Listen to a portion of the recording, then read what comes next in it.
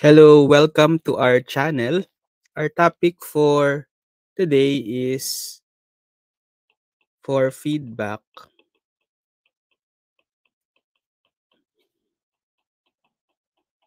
and control systems.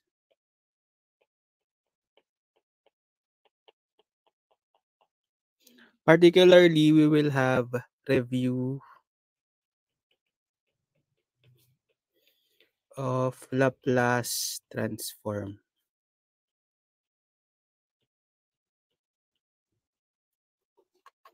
So, yung Laplace transform, natutunan nyo to sa inyong subject for DE or Advanced Engineering Mathematics, right? So, I hope nare-recall nyo pa yung inyong Laplace transform. So, i-review natin siya ngayon kasi gagamitin natin yung Laplace transform dito sa feedback and control systems. Okay, so dun sa mga previous episode natin, so alam natin na in designing a control system, so kailangan natin ng mag-create ng schematic and block diagram. Right? So, na-illustrate natin yon dun sa example natin sa position control system. Okay? Then after that, kailangan nating mag-develop ng mathematical model para doon sa schematic. So, meron tayong dalawang method. Okay? Pwede tayong gumawa ng transfer functions in the frequency domain or pwede rin tayong gumamit ng state equations in the time domain kapag nag-develop tayo ng mathematical models.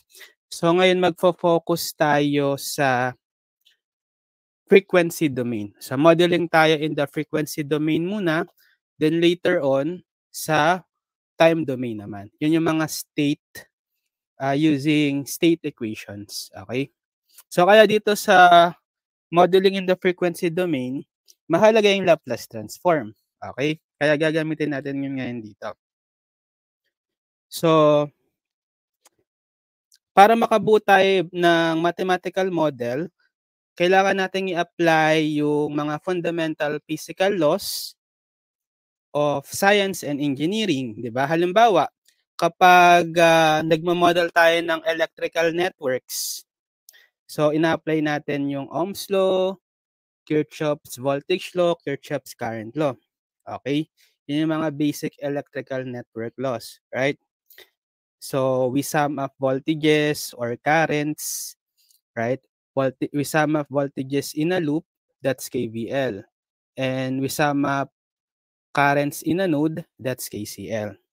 Kapag ano naman, mechanical systems, so ina-apply naman natin yung Newton's law of motions. Okay? So here, sa Newton's law, sinasum up naman natin yung forces or torques. Okay? Then, from these equations, ma-obtain na natin yung relationship between the system's output and input. So, pag-aaralan naman natin lahat ng mga different systems, electrical, mechanical, tapos electromechanical, etc. So, dun sa pagbuo natin ng mga equations using yung physical laws of sciences and engineering, they involve differential equations, right? Para ma-relate natin yung input and output ng system. Okay?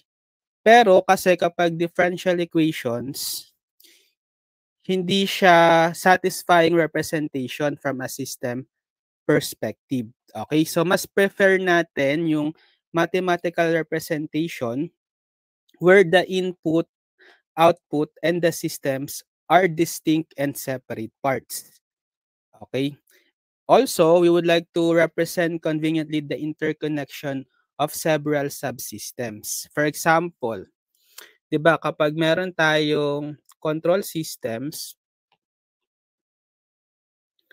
okay, let's say this is the system represented by a block. meron tayong input, let's say R of t, then papasok siya sa system yung input, then lalabas as an output. Let's denote by C of t. Okay?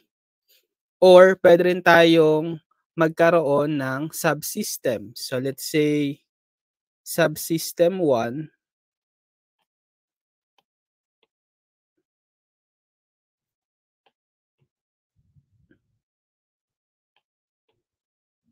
okay, wait. Drawing ko lang. Cascaded subsystems. Okay, subsystem.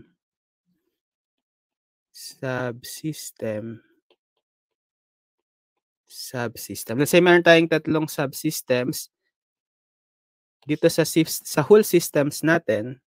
So meron tayong input dito, R of t, tapos meron tayong output, C of t. So meron tayong cascaded, interconnected subsystems here.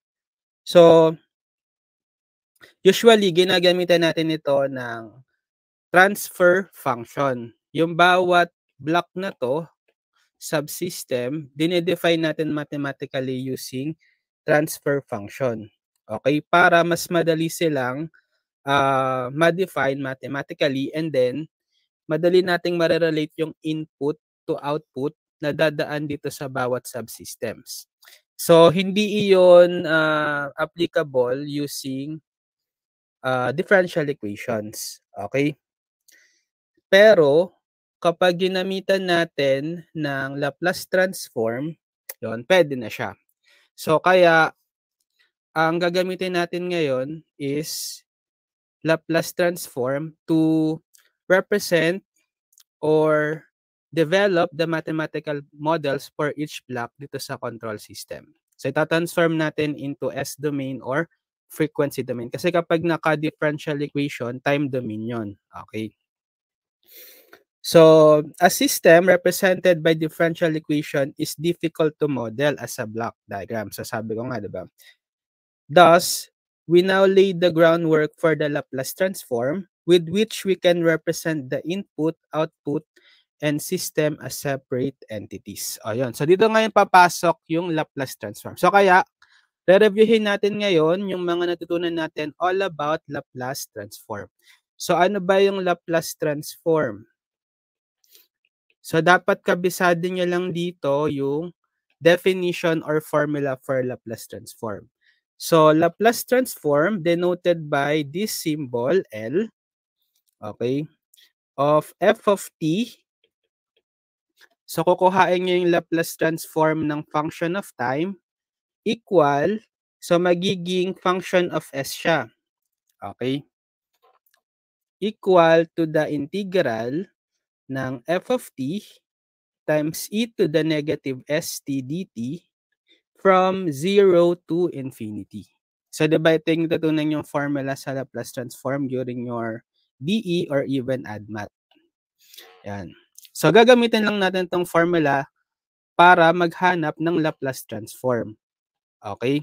And then, yung mga derived formula sa Laplace transform table, galing lang din yan dito sa formula na to. Okay? So later on, i-review na lang natin yung mga derived formula for Laplace transform using this Laplace transform formula. Okay? Tapos, pwede rin natin kuhain yung inverse Laplace transform. So, kung kinuha natin yung Laplace transform ng f of t, di ba magiging f of s na siya. Kapag gusto nyong ibalik into function of time, f of t, itong Laplace transform na f of s, meron tayong formula din. So, denoted by the symbol L raised to negative 1, yan yung symbol for or operator for inverse Laplace transform. It is equal to inverse Laplace transform of f of s is equal to 1 over 2 pi j. J is the imaginary number. Integral from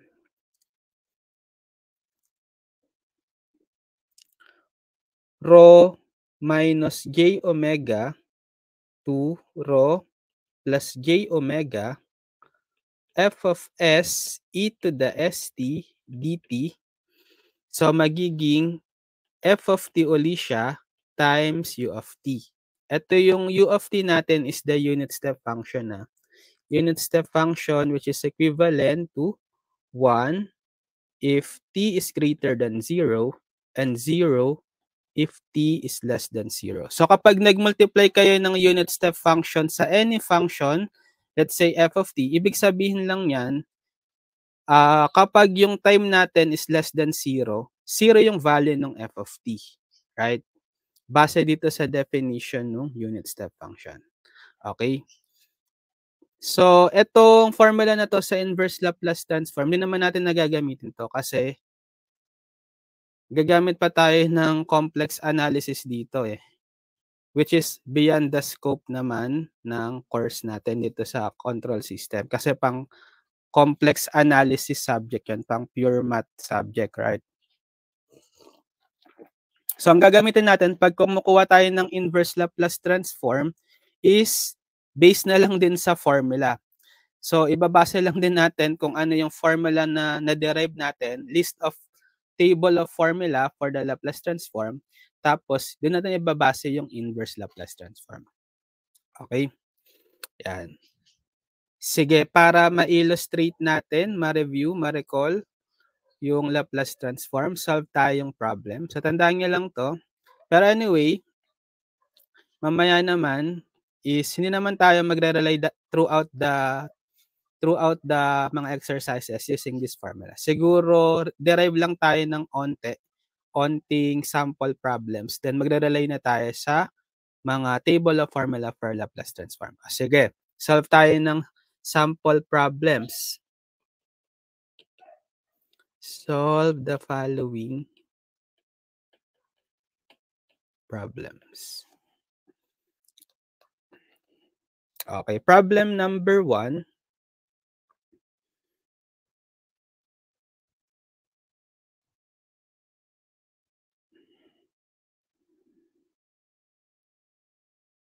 Wait lang. Okay, number 1. Derive the Laplace transform for the following.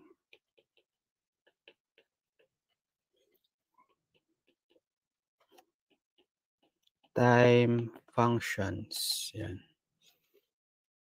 Okay, A, we have u of t. Okay, so yung u of t, siya yung unit step, right?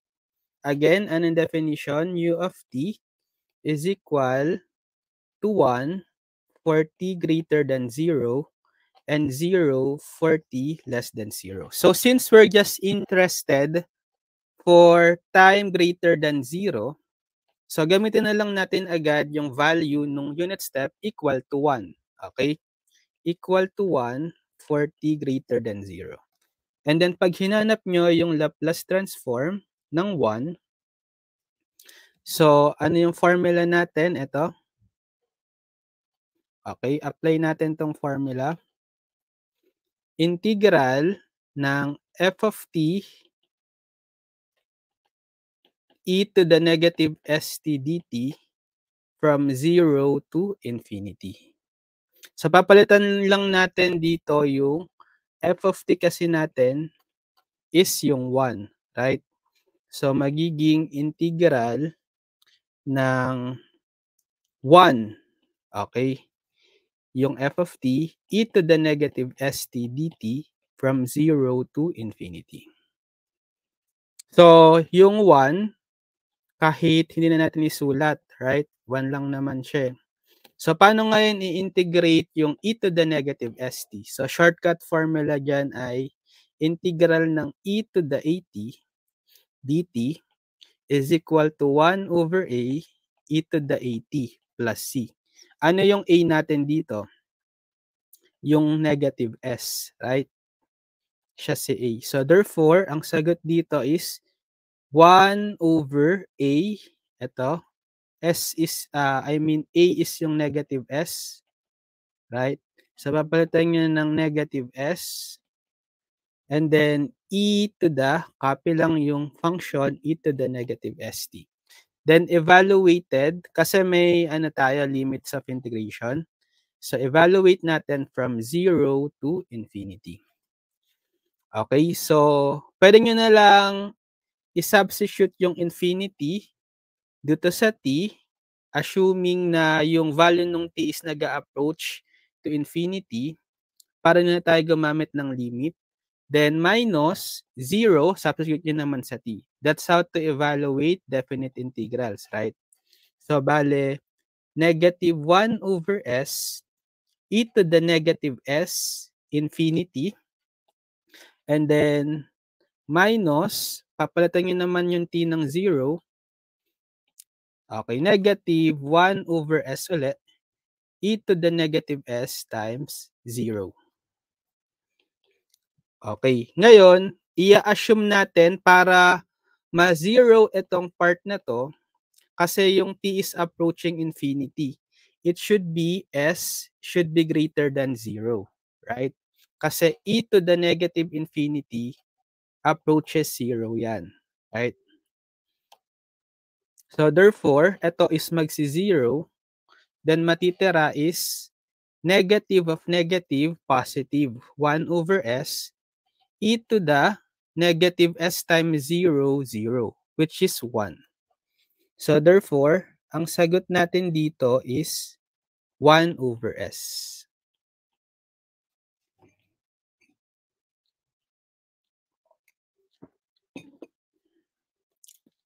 Sige, next, number or letter B. What if we have t u of t? So again, kapag may nakamultiply lang na u of t, ang pinaka main function natin is f is t.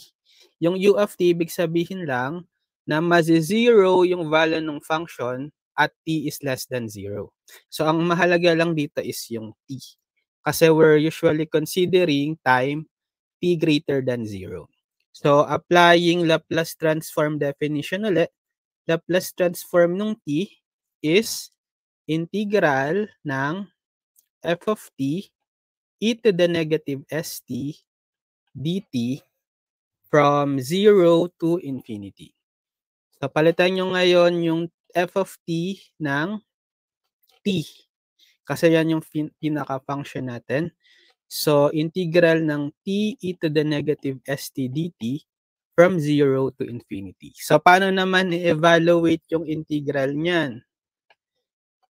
Okay, pwede na tayong gumamit ng integration by parts, right? So, paano integration by parts? Integral ng u dv, so using integration by parts or IBP. Integral ng u dv is equal to uv minus integral ng v du.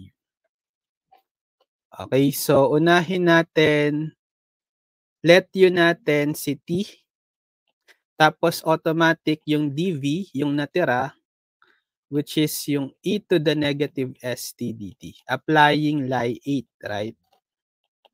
Kasi meron tayong algebraic, which is yung t, tapos exponential, which is yung e. So, mas priority i-let u si a, yung algebraic na t, then huling-huli si e. So, siya yung magiging dv. So, pag nag-let u tayo, i-differentiate natin yon, di ba? So, derivative ng u, du, derivative ng t, dt. Tapos yung dv naman, integrate nyo yan both sides. So, integral ng dv, v, ano yung integral ulit ng e to the negative st? So, sa kanina, same lang, negative 1 over s, e to the negative st. Therefore, integral ng u dv is uv. So, ano si u? T. Tapos, times v, which is negative 1 over s, e to the negative st. And then, minus integral ng v negative 1 over s e to the negative st du is dt. Sige, mamaya lagyan ng limits of integration. Integrate muna natin. So, ito ay rewrite lang natin as negative t over s e to the negative st. Okay. And then, negative, pwede nating ilabas si negative 1 over s kasi constant lang siya. So, mag-multiply dito sa negative outside the integral. Negative times negative 1 over s, positive 1 over s. Integral of e to the negative st dt. And then, negative t over s e to the negative st. Ano uli integral nito? Diba that's 1 over s e to the negative, right? So, magiging negative t over s e to the negative st. 1 over s times 1 over negative s, negative 1 over s squared. Okay? E to the negative st.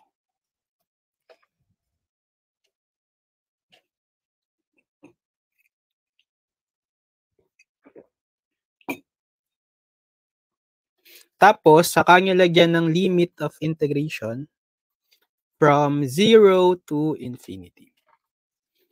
Okay, gusto nyo i-factor out natin si e to the negative st over s squared. Sige, e to the negative st over s squared times the quantity. So, ano matitira dito? Negative st, right? Then, minus 1.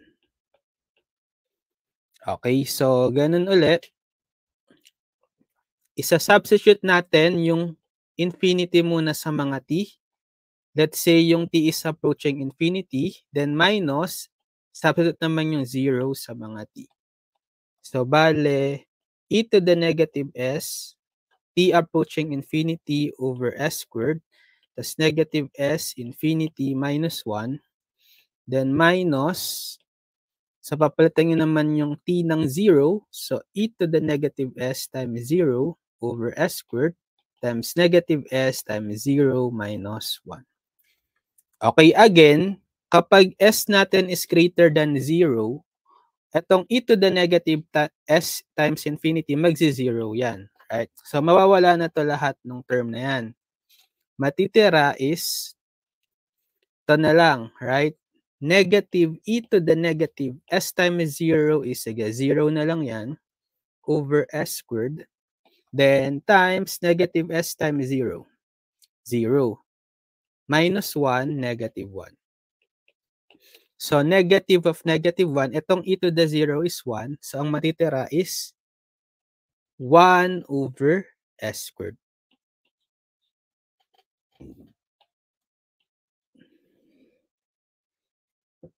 Therefore, Laplace transform lang nung t ay s squared, 1 over s squared.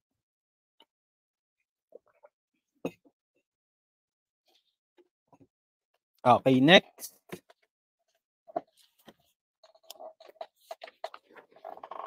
Sa C naman, what if sine omega t u of t? So, ang pinaka main function lang natin dito ulit is yung sine. So, getting the Laplace transform of sine omega t. So, applying yung integral formula for Laplace transform, integral ng f of t e to the negative st dt from 0 to infinity.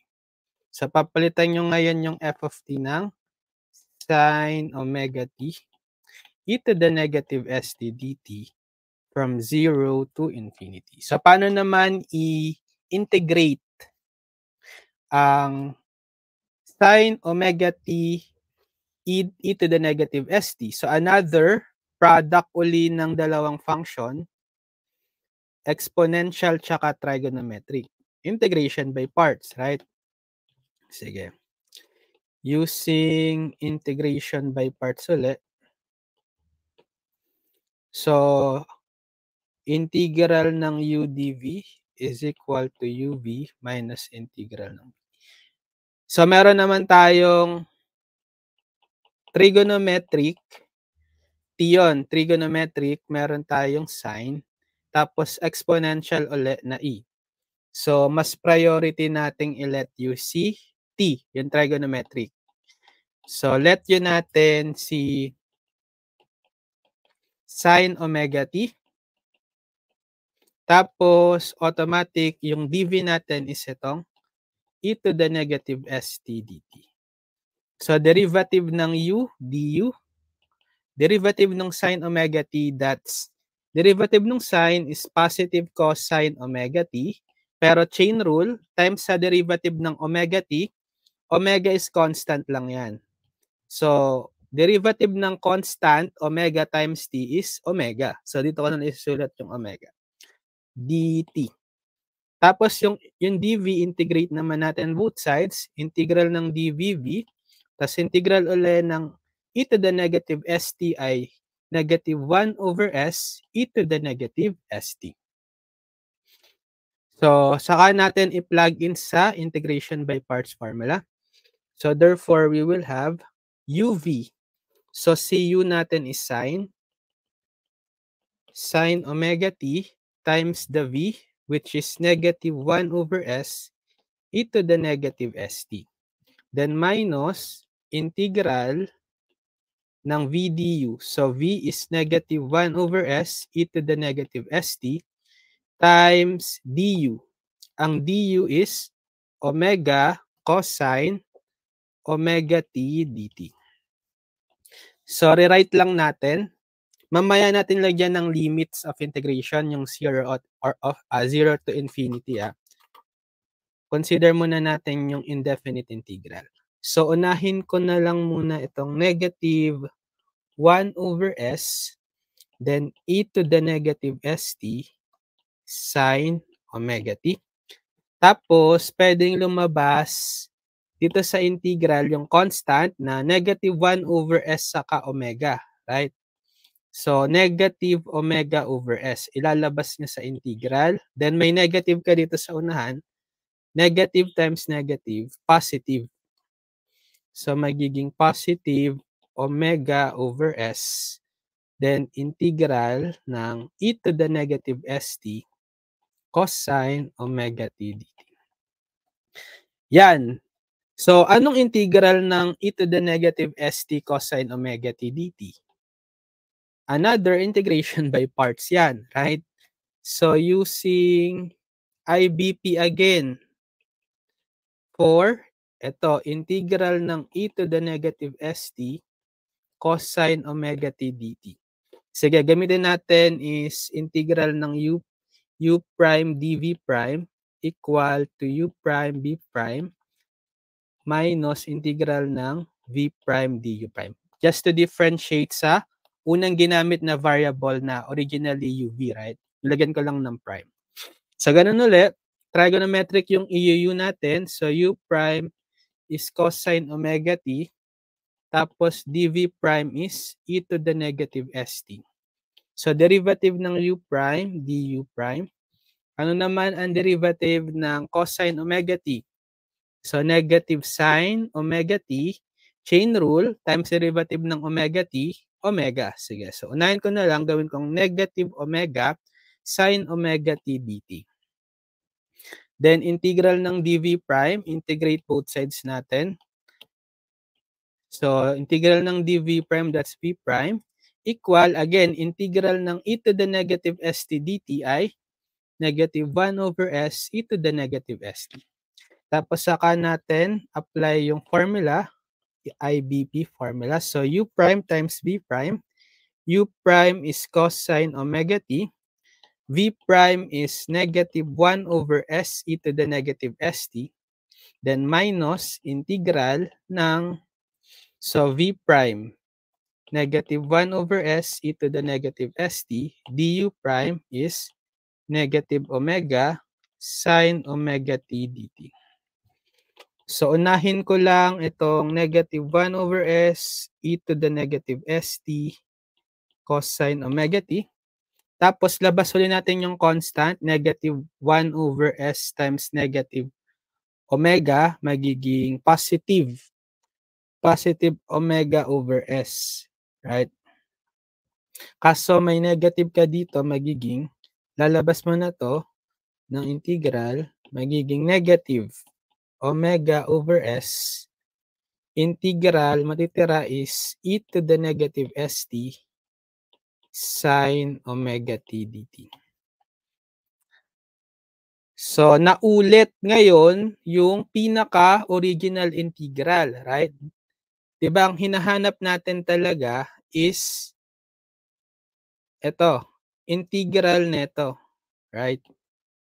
So, yung pinaka-hinahanap natin, integral ng e to the negative st sine omega t dt.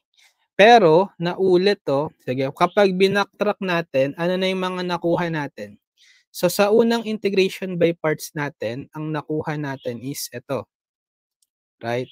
Okay, copy natin. Ito yung first result sa integration by parts. Pero, dahil nga may integral by parts ulit tayong ginawa dito, ano yung na-solve natin? Nag-integration by parts tayo ulit. Ito, copy natin. Okay, copy ko dito. Ngayon, ito, i-delete ko na kasi ito na yung value niyan. Dapat naka-multiply kay omega over s. Yan. Sige, so distribute lang muna natin. Ay, ano nga pala yung sign nun? Dinilit ko. Plus, no? Plus. Okay, so, bale, same, copy.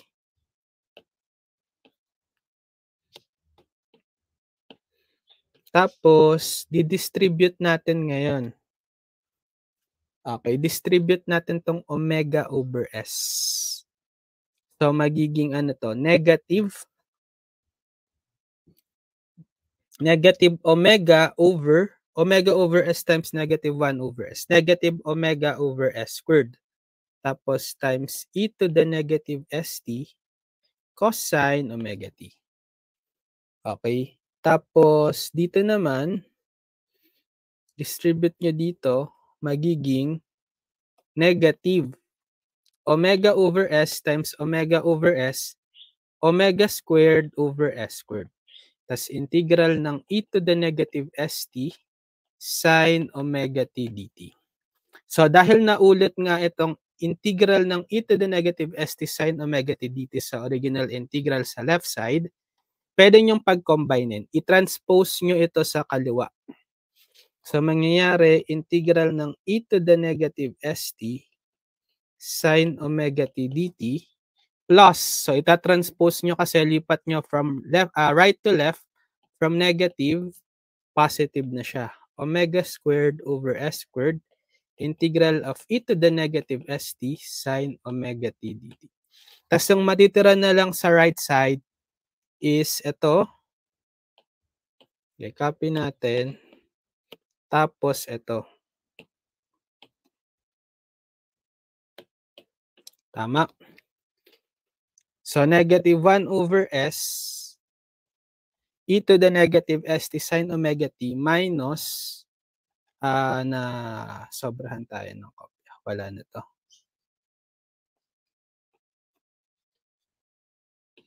Minus omega over s squared e to the negative st cosine 80.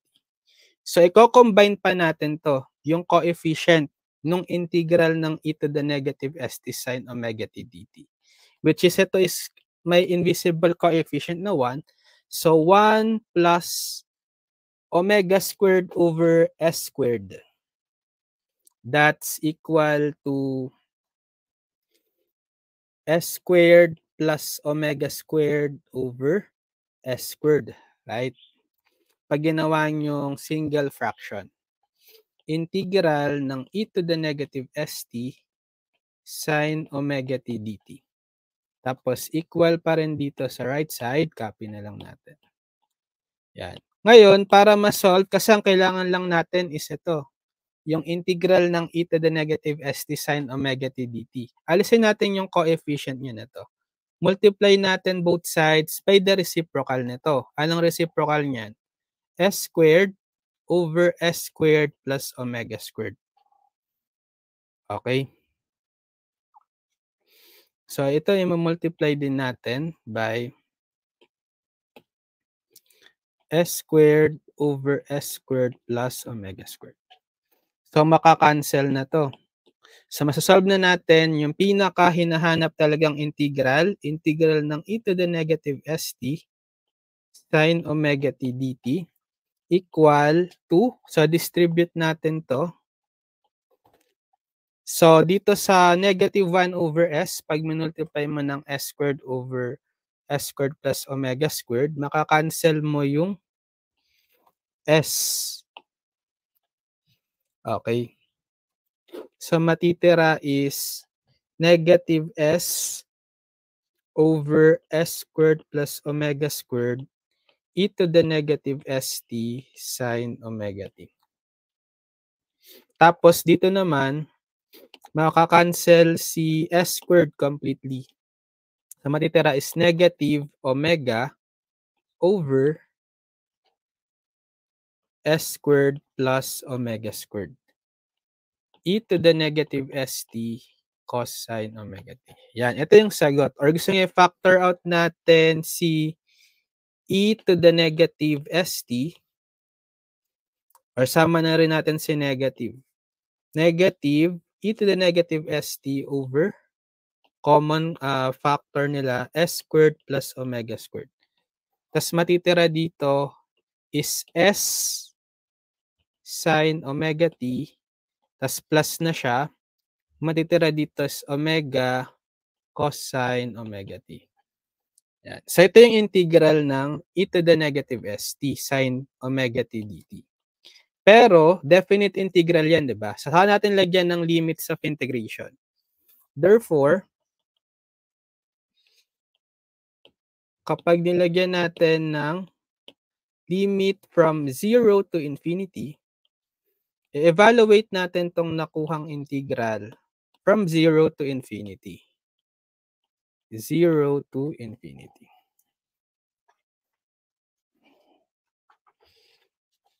So, ganun ulit. Palitan muna natin yung mga t. Ito. Ng omega, ng infinity. Then minus. Palitan naman natin yung mga t ng 0. Evaluating definite integrals. So, sige. Copy natin to.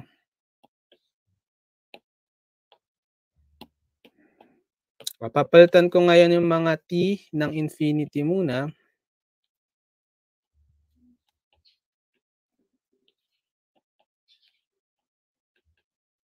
Tapos minus, copy ulit natin. Papalitan naman natin yung mga t ng 0, yung lower limit. So 0, 0, 0. Ay na-delete. Gawin natin itong ano.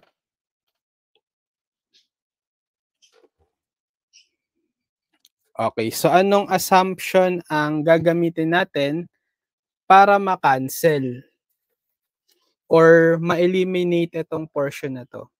Yung approaching infinity. S should be greater than 0. Uli, right? So maka-cancel lahat yan. Then matitira is ito. So, magiging negative of negative, positive na to. Positive e to the 0. But e to the 0 is 1, right? Ito yun. Over s square plus omega square. Then, ano yung sine omega times 0? Sine 0 or 0, right? So, mawawala yan. Tapos ito, omega cosine 0 is 1. Omega times 1. Okay, so anong natira?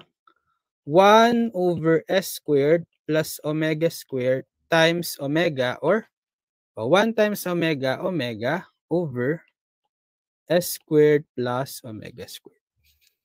So therefore, yung Laplace transform ng sine omega t ay omega over s squared plus omega squared.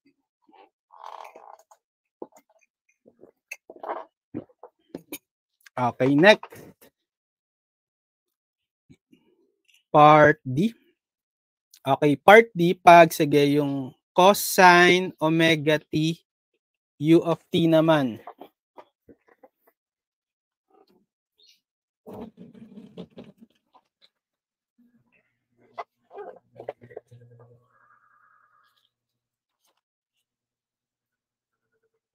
So papalitan naman natin yung f of t ng cosine. Sige, so Laplace transform ng cosine omega t is integral ng f of t e to the negative st dt from 0 to infinity. Papalitan nyo yung f of t ngayon, cosine naman. Cosine omega t e to the negative st dt from 0 to infinity. So, paano naman i-integrate yung product ng cosine omega t tsaka e to the negative st? Integration by parts ulit, right? So, using integration by parts, so trigonometric tsaka exponential, ile-let you natin uli yung trigonometric, yung cosine omega t. Tapos, yung automatic, yung natira, dv na, yung e to the negative st dt. Sige, so derivative ng u, du, derivative ng cosine, negative sine, di ba? Omega t, pero by chain rule, times the derivative ng omega t, omega. So, lagyan na natin sa unahan, negative omega, sine omega t dt. Tapos, yung dv, integrate.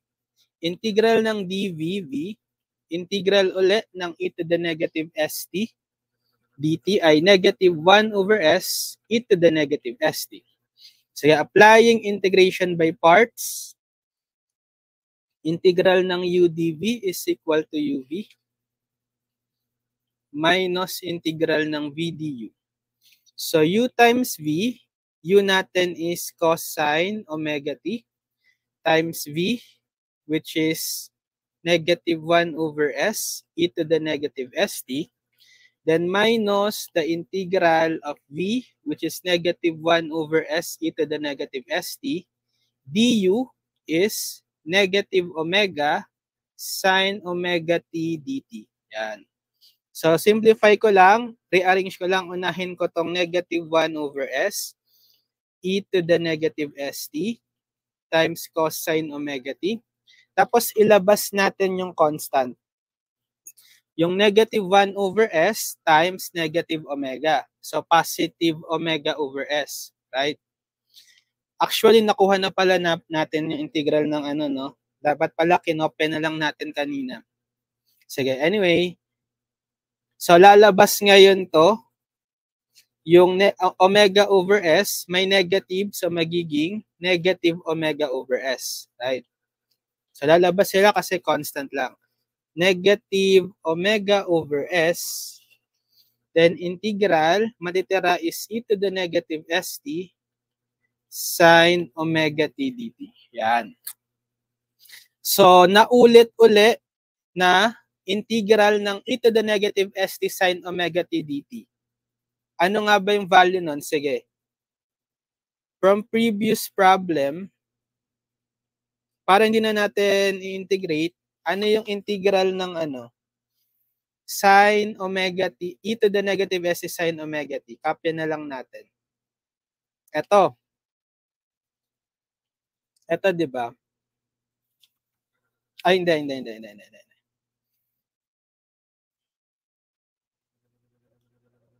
Ito. Ito, di ba? Ito. Yan. So, applying integration by parts ulit. Sige, copy na lang natin.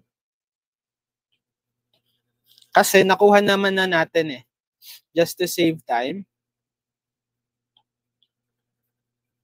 Diba? Yan yung integral ng e to the negative st sin omega t dt. Okay, so ipapalit na lang natin. Okay, ipapalit na lang natin dito. Ito.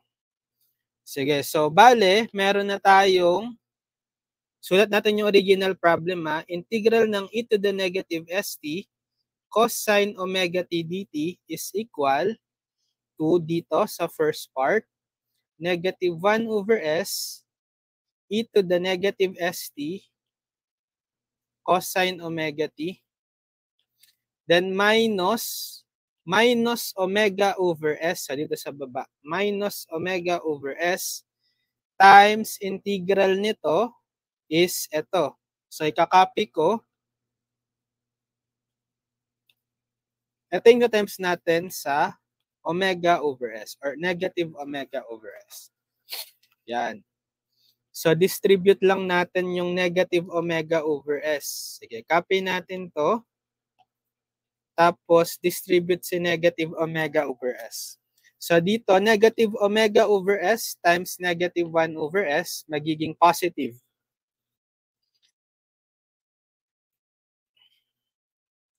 So, magiging positive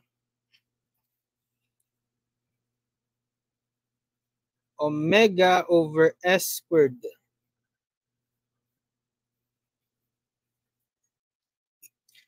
E to the negative st sin omega t. Tapos, dito naman, negative omega over s times omega over s. So, negative omega squared over s squared. Tas integral ng e to the negative st cosine omega t dt. Which is naulit.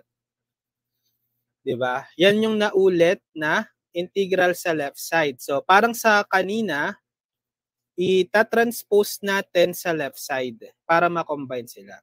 So, magiging integral ng e to the negative st cosine omega t dt.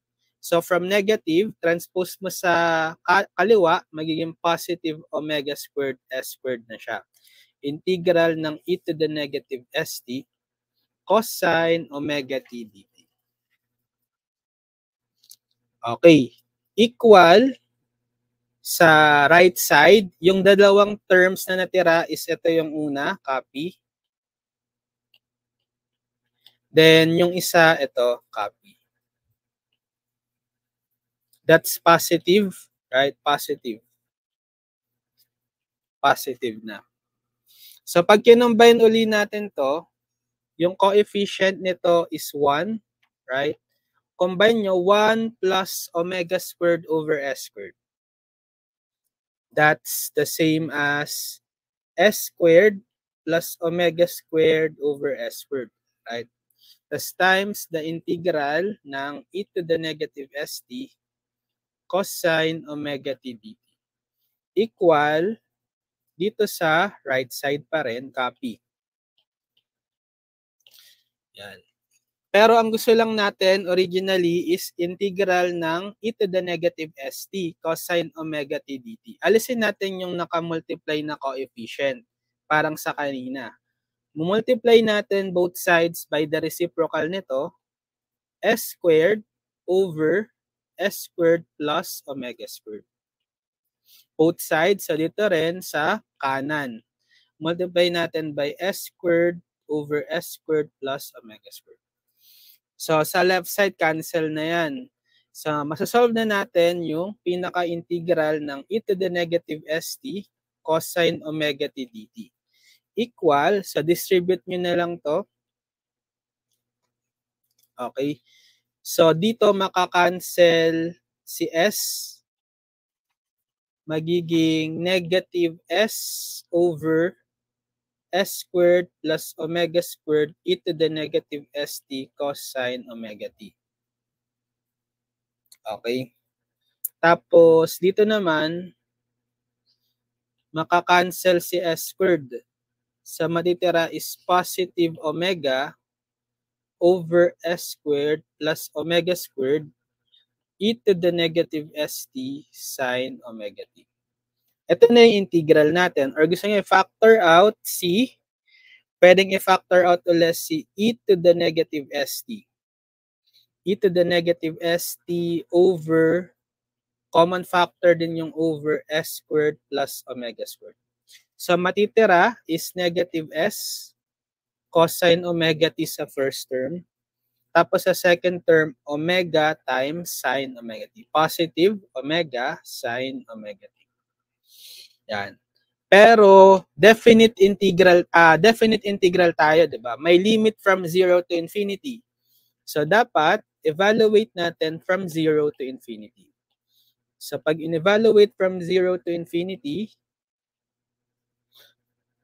okay, copy natin tong integral na nakuha. Tsaka natin evaluate from 0 to infinity. Yan. So, palitan muna natin yung mga t uli nung upper limit na infinity. Sige, copy natin. Tapos, papalitan yung t infinity.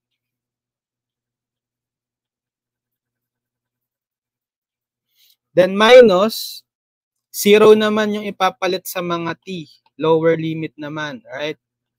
Then, sige, copy uli natin. Parenthesis.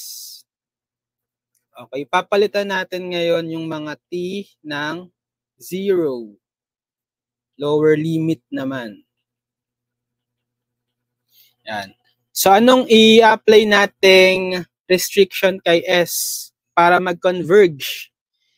So, set S greater than 0 ulit. Okay, para mag-0 ito. So, mawawala na lahat yan. Matitira is itong part na lang na to.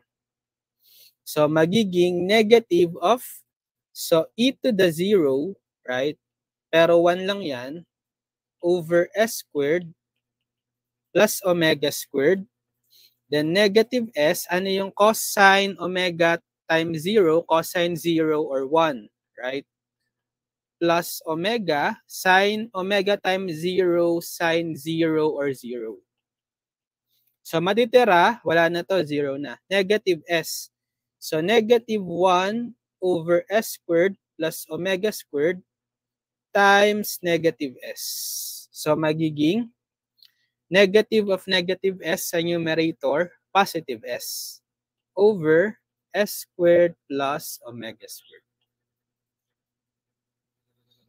So, therefore, ito yung Laplace transform ng cosine omega t. S over s squared plus omega squared. So, that's how we can derive yung some Laplace transform ng functions using the definition. Pero sabi ko nga, hindi tayo mag-derive na palagi or gagamitin yung definition ng Laplace transform para mahanap yung Laplace transform ng any function of t. Derived na yan actually.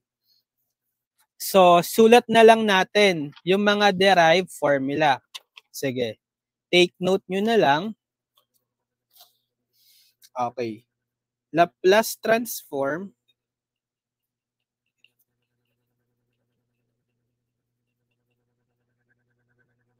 of some basic function.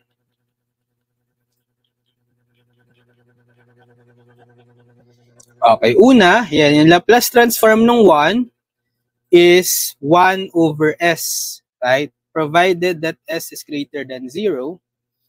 Laplace transform ng t to the n, okay, is n factorial over s raised to n plus 1.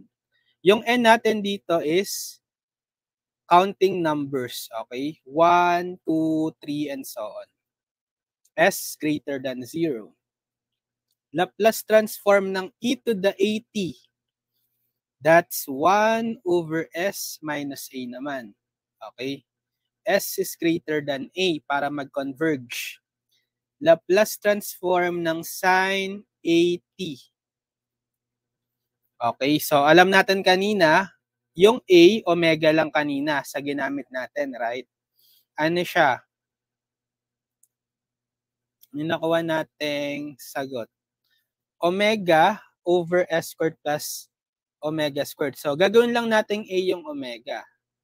So, that's a over s squared plus a squared. Again, s is greater than 0. Paano kapag Laplace transform ng cosine 80? So, that's s, di ba? Over s squared plus a squared. S is greater than 0. Ito yung na-derive natin kanina, di ba? Laplace transform ng cosine. Then, Laplace transform ng hyperbolic sine or sinh 80. Yan naman ay a over s squared minus a squared provided that s is greater than the absolute value of a. Laplace transform ng cos 80. Yan naman ay s over s squared minus a squared provided that s is greater than a. Okay, ano pa? Yeah, check pa natin yung ibang formula.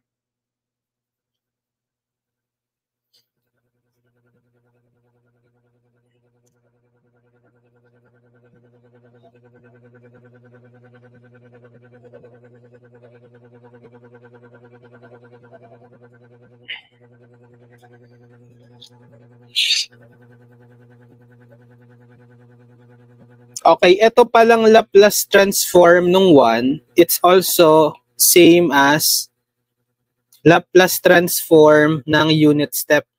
Okay? Unit step function. Ano pa?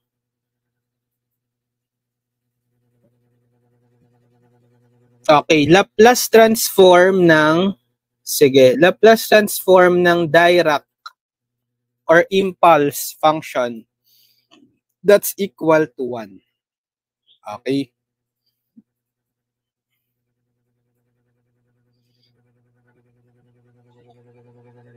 Tapos, meron din tayong mga properties.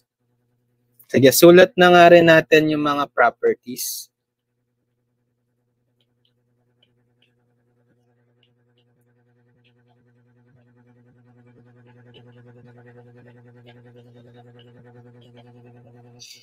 So, alam na natin yung definition niya, di ba?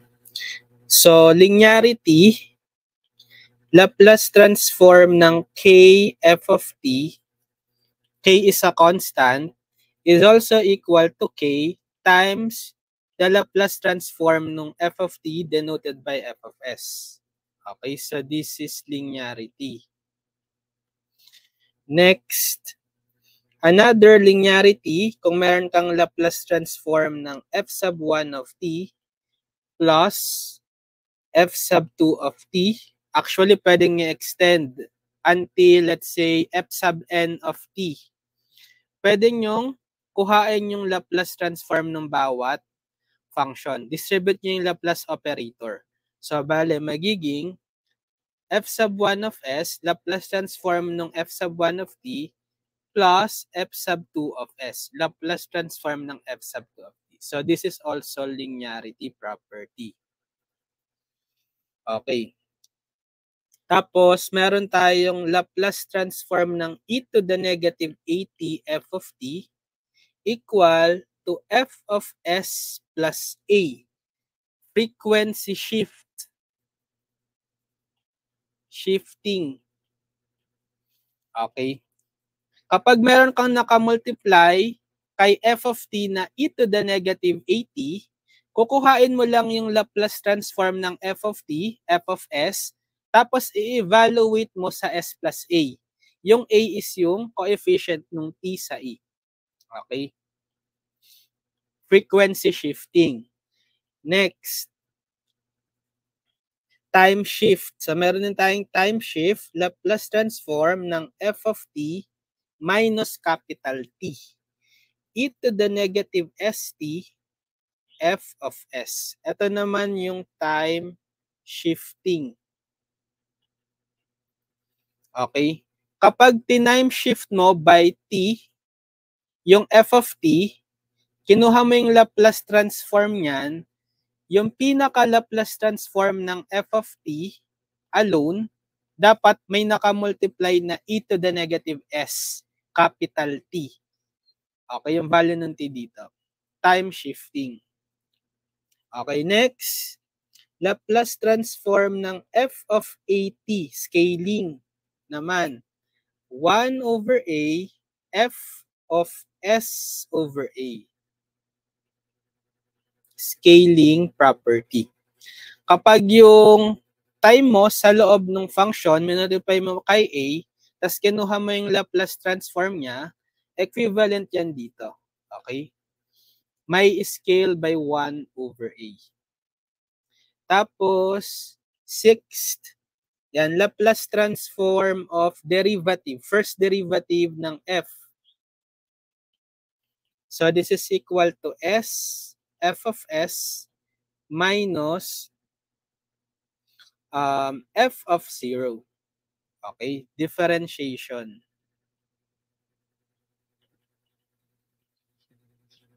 Ito, gamitin to kapag nagsosolve tayo ng DE.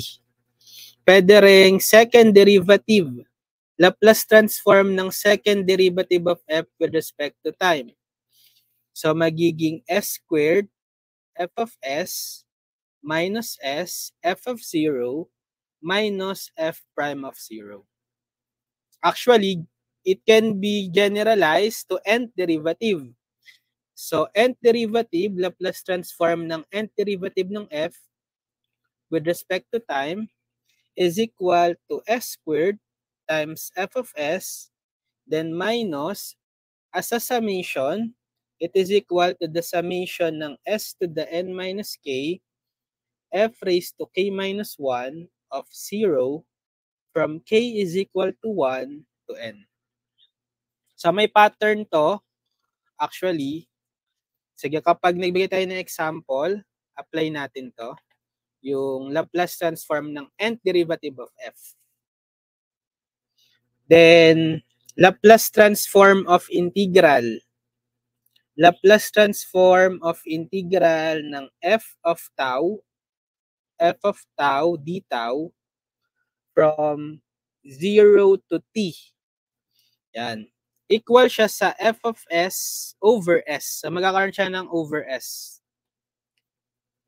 Laplace transform of integral. Integration naman to. Okay? And then we have the final value theorem. F of infinity is equivalent to limit ng f of s as s approaches 0. This is the final value theorem. Then, initial value theorem naman, f of 0 is equal to limit ng f of s as s approaches infinity. Initial value theorem. Yan. So, tandaan nyo lang tong mga property. Anyway, na pag-aralan nyo na dapat na to sa inyong advanced math or differential equation. So, nire-recall lang natin.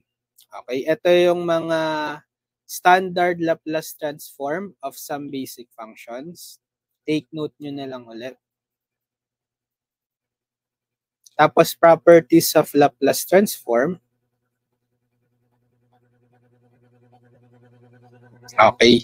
And then, kung kukuhain naman natin yung inverse Laplace transform.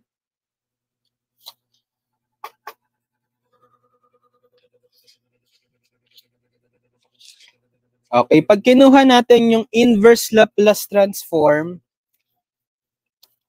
netong mga standard Laplace transform, okay, Ibig sabihin, babalik natin into function of time, right?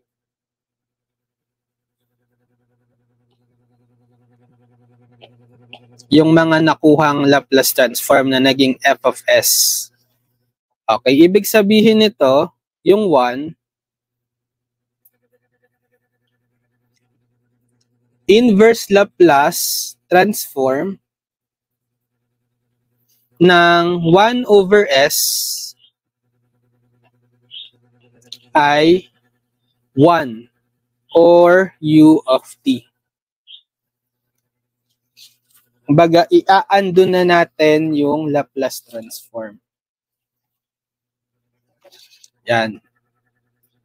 Sige, dito natin inverse Laplace transform.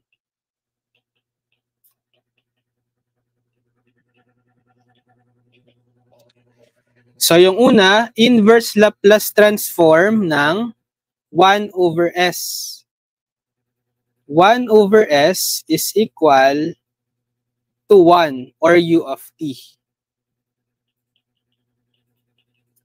Next, inverse Laplace transform ng ito, ng n factorial over s raised to n plus 1 is equal to what? T to the n. Right? So, babalik ka ngayon dito sa t to the n, function of time. Again, yung n dito is 1, 2, 3, and so on. Positive integers. Tapos, inverse Laplace ng 1 over s minus a.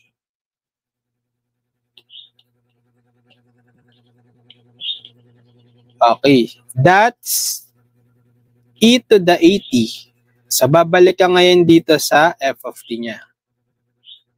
Next, inverse Laplace transform ng ito, a over s squared plus a squared. Sin 80. Okay, so babalik ka dito sa function of time sin 80.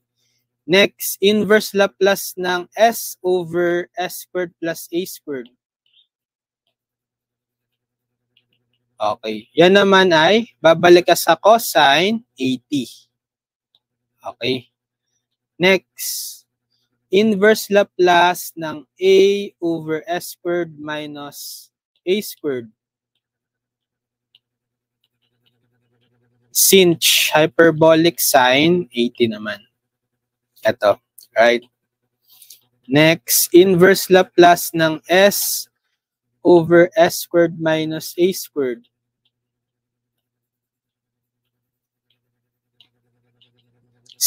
Cosh 80, right? Hyperbolic cosine 80. Then, inverse Laplace ng 1,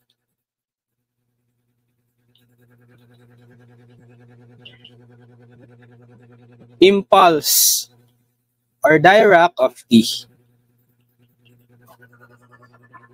So, ganun lang kumuha ng inverse Laplace base dito sa derived Laplace transform. Iyaando nyo lang yung Laplace transform. But take note, in evaluating inverse transform, it often happens that a function of s under consideration does not match exactly the form of Laplace transform f of s given sa table. So, pwede nyong i-fix up yon by multiplying and dividing by an appropriate constant. Okay? So, hindi lagi sakto yung ibibigay sa inyo na ganito. Pwede kayong mag-multiply and divide ng constant para mag-compensate doon sa nawawala or sobra doon sa given function of s para maging saktong-sakto dito sa standard inverse Laplace transform formula. Okay? Yun. Sige, mag-sample tayo. Sample tayo, problem number 2. Yeah, problem number 2. Yung 1 kasi is yung derivation, di ba? Number 2 tayo. Derivation ng Laplace yung 1. Ngayon, hindi na tayo magde-derive. Gagamitin na lang natin yung table. Using the table of formula, I find the Laplace transform of the following. Okay, so yung una, e to the negative 80 sine omega t u of t. Okay. So, meron tayong e to the negative 80 tapos sine omega t. Again, yung u of t, para lang kapag minultiply natin, yung pinaka-main function sa u of t, 0 siya at t is less than 0. Okay? So, or kapag t is greater than 0, ang makuha lang nating value is yung pinaka-main function. So, ang mahalaga lang dito is itong dalawa. So, pwede natin gamitin dito yung frequency shift, right? Ano yun? Yung frequency shift, eto. Copy. Yan. Kasi, meron tayong e to the 80 times a function of t. Right? So, yung f of t natin is sine omega t. Right? So, alam na natin yung Laplace transform ng sine omega t. So, pag kinuha mo yung Laplace transform ng f of t, bale f of s, ano siya? Laplace transform ng sine omega t ay omega over s squared plus omega squared. So, siya yung f of s. Ito. Pero by frequency shift, dahil nakamultiply siya kay e to the negative 80, dapat daw yung f of s, i-evaluate mo at s plus a. Okay. Ano ba yung a natin? Actually, yan din. Yung a din nga. So, therefore, f of s plus a is, so papalitan niyo yung mga s ng s plus a.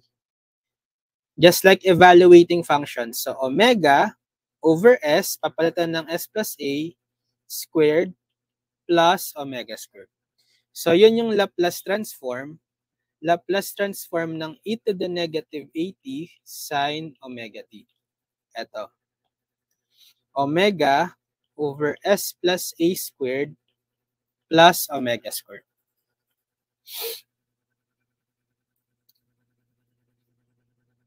Okay, paano naman kung b, e to the negative 80 cosine omega t? So, ganun ulit, frequency shifting kasi may e to the negative 80. Laplace transform ng e to the negative 80 cosine omega t is equal to what? So, yung f of t natin is cosine omega t. But the Laplace transform of f of t, which is the cosine omega t, is what? Derived na natin kanina yan, di ba? That's s over s squared plus omega squared. So, yan yung f of s. Pero, kapag frequency shifting, i-evaluate natin yung f kay f of s plus a. So, papalitan natin yung mga s ng s plus a, magiging s plus a over s plus a squared plus omega squared. So, Laplace transform ngayon nito is therefore, ito, yung s plus a over s plus a squared plus omega squared. Okay. C naman, t cube u of t. Anong Laplace transform niyan? So, t cube lang yung pinaka-main function. f of t is t cubed. So ano naman pwedeng gamitin sa table? Yung Laplace transform ng t to the n. Right? Kasi it is raised to n that is a positive integer, yung t. So pwede natin gamitin yung formula na yan. Okay, ang exponent natin ng t, which is the n, is 3, which is a positive integer. So getting the Laplace transform ng f of t or Laplace transform ng t cube ay, so follow this formula, n natin is 3, right? 3 factorial over s raised to n plus 1, 3 plus 1. Ano ba yung value ng 3 factorial? Di ba pag factorial, it means simula kayo sa 3, then minus 1 sa 3 magiging 2, times minus 1 sa 2 magiging 1. So pag 1 na stop na kayo doon, so 3 factorial is 3 times 2 times 1. Over s raised to 3 plus 1, 4. So 3 times 2 times 1, that's 6, right? 6 over s raised to the 4. So the Laplace transform of t cube is 6 over s raised to the 4.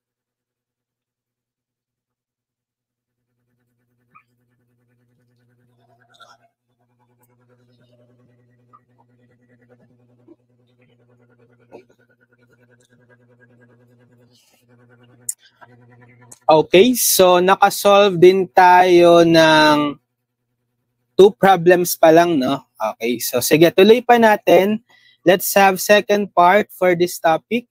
Review of Laplace transform for your control system. So abangan nyo na lang sa next episode. So sige, ko na yung ating video tutorial. So sana may natutunan kayo. See you sa ating next tutorial. Bye-bye!